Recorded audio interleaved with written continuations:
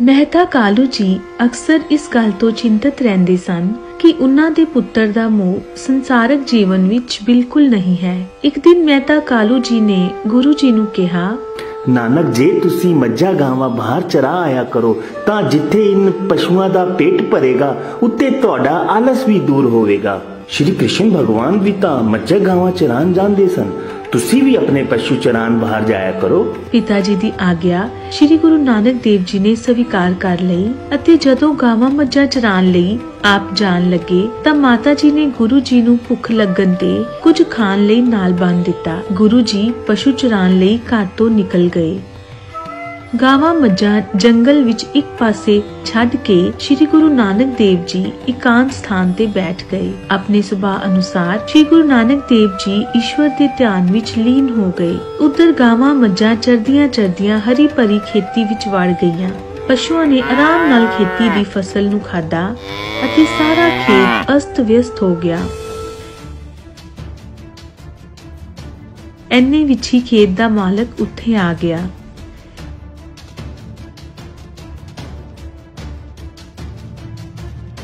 हे रब्बा, सारी खेती नष्ट हो गई, सारी मेहनत दे पानी फिर गया। हे नानक, मैं जानदा हां कि तुसी पटवारी दे पुत्र हो ते ए पशु तुहाडे हन, इसलिए फसल बर्बाद होने लई जिम्मेवारी भी तुहाडी ही होएगी। ਇਹ ਕਹਿ ਕੇ ਉਹ ਰੋਸ ਦਿਖਾਣ ਲੱਗਾ। ਗੁੱਸੇ ਵਿੱਚ ਕਿਉਂ ਆਂਦੇ ਹੋ? ਜੇਕਰ ਬੇਜ਼ਬਾਨ ਪਸ਼ੂਆਂ ਨੇ ਥੋੜੀ ਜਿਹੀ ਫਸਲ ਖਾ ਵੀ ਲਈ ਤਾਂ ਇੰਨਾ ਵੱਡਾ ਕੀ ਹੋ ਗਿਆ? ਪਰਮਾਤਮਾ ਇਸ ਵਿੱਚ ਹੀ ਤੁਹਾਨੂੰ ਉਤਪਤੀ ਦੇਵੇਗਾ। ਗੁਰੂ ਜੀ ਨੇ ਬਹੁਤ ਸਮਝਾਇਆ ਪਰ ਉਹ ਜੱਟ ਬੋਲਦਾ ਹੀ ਰਿਹਾ। ਐਵੇਂ ਥੋੜੇ ਹੁੰਦਾ ਹੈ ਕਿ ਕਿਸੇ ਵੀ ਖੇਤ ਵਿੱਚ ਕੋਈ ਵੀ ਚਲਾ ਜਾਏ। ਖੇਤੀਬਾੜੀ ਕਿੰਨੀ ਮਿਹਨਤ ਨਾਲ ਹੁੰਦੀ ਹੈ। ਮੈਂ ਹੁਣੇ ਜਾ ਕੇ ਰਾਏ ਸਾਹਿਬ ਨੂੰ ਸਾਰੀ ਗੱਲ ਦੱਸਦਾ ਹਾਂ। ਤਾਂ ਆਪਣੀ ਸ਼ਿਕਾਇਤ ਲੈ ਕੇ ਰਾਏ ਬੁਲਾਰ ਦੇ ਕੋਲ ਪਹੁੰਚਿਆ। देखो हुजूर, पटवारी दे पुत्र दे पशुआ ने मेरी सारी खेती बर्बाद कर दी है। मेरी मेहनत दे पानी फिर गया है। सुनन वालिया ने भी कहा, ओ भाई, नानक ता मस्त लड़का है, उस दे पिताजी नू बुलाओ।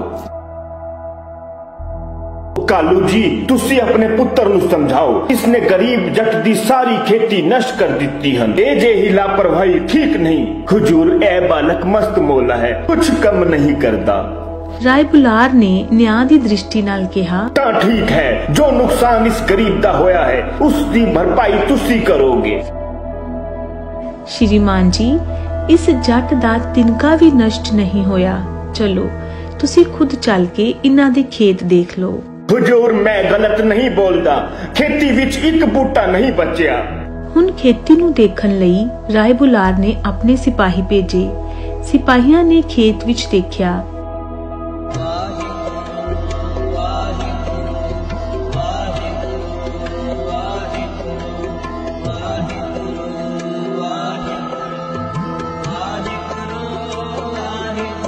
पर खेती दा कोई नुकसान नहीं सी होया। जट ने भी जदों अपने खेत देखे तो वह बहुत हैरान हो गया। गुरु जी अते मेहता कालू जी अपने घर वापस चले गए।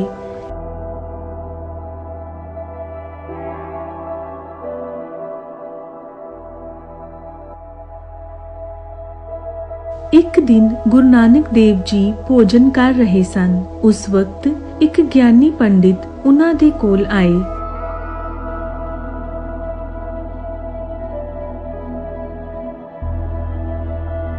उन्हां दे आंदे ही गुरु जी ने उन्हां नूं कहा, आओ भोजन कर लवो।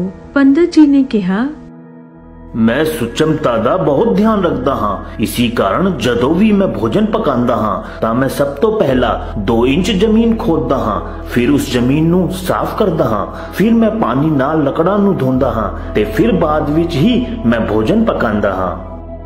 गुरु जी ने कहा, तुहाडा जिथे मन करे जमीन खोद लवो अते अपने आप भोजन पका लवो। मैं तुहानू दाल अते आटा दे देवांगा। पर जिवें ही उन्हां ने जमीन खोदी, उन्हां ने देखिया कि उत्थे हड्डियां पईयां होईयां सन। पंडित जी बोले, छी छी छी, ए जमीन ता अपवित्र है, मैं दूजी जगह ते जमीन खोददा हां। पंडित जी ने जिवें ही दूजी जगह ते जमीन खोदी, वो हैरान हो गए, उत्थे भी हड्डियां ही सन। इसी तरह पंडित जी ने कई थावां ते जमीन खोदी।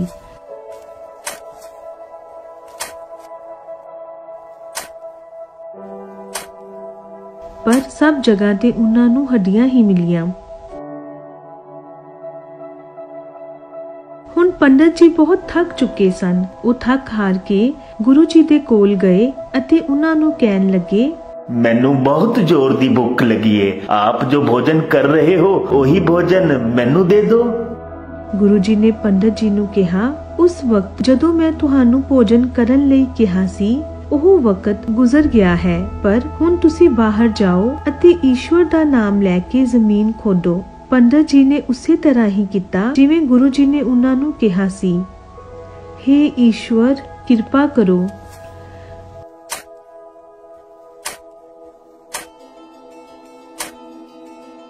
हुण गुरु जी दी किरपा नाल बिल्कुल साफ जमीन निकली। पंडित जी ने उत्थे भोजन बनाया। भोजन करन तो बाद वो गुरु जी दे कोल गए। गुरु जी ने पंडित जी नूं कहा, सुचमता पवित्रता दे बारे विच आप दे विचार सच तो परे हो गए हन। गलत धारनावां ने आप नूं अंधविश्वासी बना दिता है। जेकर तुसी पवित्रता सुचमता नूं ध्यान विच रख के एक अलग रसोई बनाओगे, पानी गंगा दा लियाओगे, सब तो उत्तम चावल अते ताजा दुध वरतोगे, मंत्रां दे उच्चारण करके भोजन नूं पवित्र करोगे, तां भी कोई फर्क नहीं पवेगा। जेकर तुहाडे कर्म गंदे हन, तुसी गृहस्थी हो जां वैरागी, उच्च जाति दे हो जां नीवी जाति दे हो, हिंदू हो जां मुस्लिम, पढ़े लिखे हो जां अनपढ़ हो, तुहानू एक ही चीज मुक्ति दवा सकती है, वो है तुहाडे कर्म। ऐसी सुचमता सही नहीं है जो किसी दी जात धर्म रंग रूप नूं देख के कीती जावे। प्यासे नूं पानी अते भुखे नूं भोजन इंसान समझ के करवाओ, ना कि उस दी जात धर्म रंग जा रूप नूं देख के। पंडित जी नूं ज्ञान दे के गुरु जी अपनी अगली यात्रा ते निकल गए। सतनाम श्री वाहिगुरु।